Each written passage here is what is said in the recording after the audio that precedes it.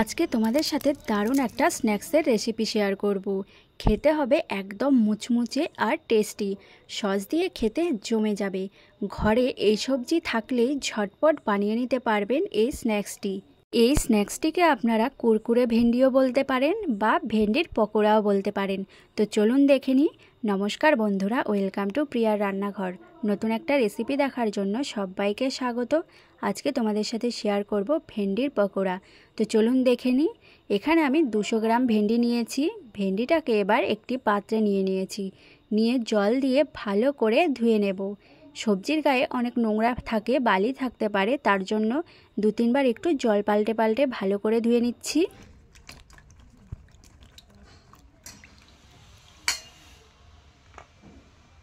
তো খুব ভালো করে ভেন্ডিগুলো ধুয়ে নিয়েছি। এবার এটাকে আমি কেটে নেব। তো প্রথমে আমি এই মাথার দিকটা আর নিচের দিকটা এভাবে কেটে নিয়ে মাঝ বরাবর এইভাবে লম্বালম্বি করে কেটে নেব। কেটে আবার মাঝখান থেকে সরু সরু করে কয়েকটা ভাগে আমি ভাগ করে নিচ্ছি।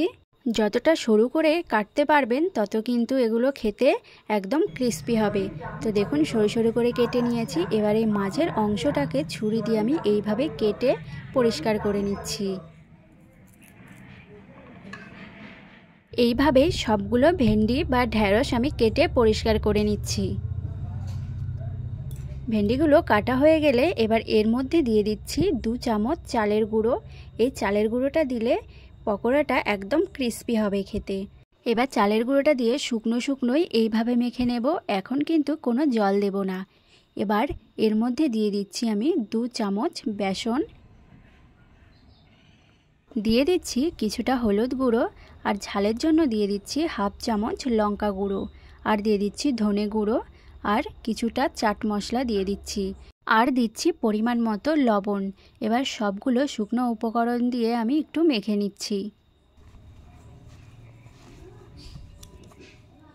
শুকনোভাবে মাখার পরে এখানে সামান্য একটু জল দিয়ে আবারও একটু মেখে নেব। খুব বেশি কিন্তু এখানে জলের প্রয়োজন হবে না, অল্প অল্প জল দিয়েই মেখে নিচ্ছি। তো দেখুন এর থেকে বেশি কিন্তু আমি আর জল দেব না। এইভাবেই এবার সবগুলো আমি খুব সুন্দরভাবে মেখে নিচ্ছি।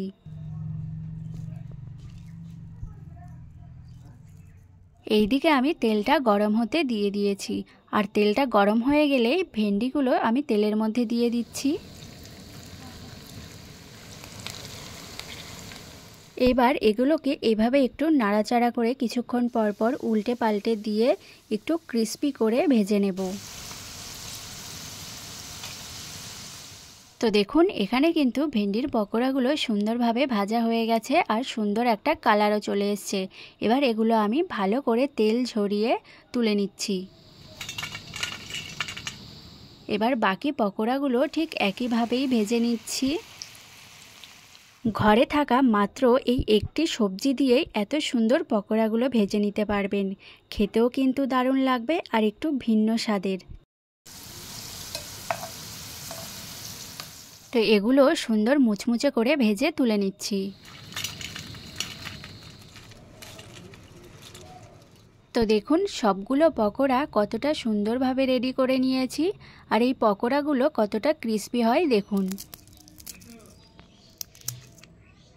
একটু ভিন্ন স্বাদের এই ভেন্ডির পকোড়াগুলো খেতে দারুণ লাগে, আর ঘরে থাকা কয়েকটি উপকরণ দিয়েই খুব সুন্দরভাবে তৈরি করে নিতে পারবেন। আর বানানো খুবই সোজা, হাতে মাত্র 5 মিনিট থাকলেই কিন্তু বানিয়ে নিতে পারবেন।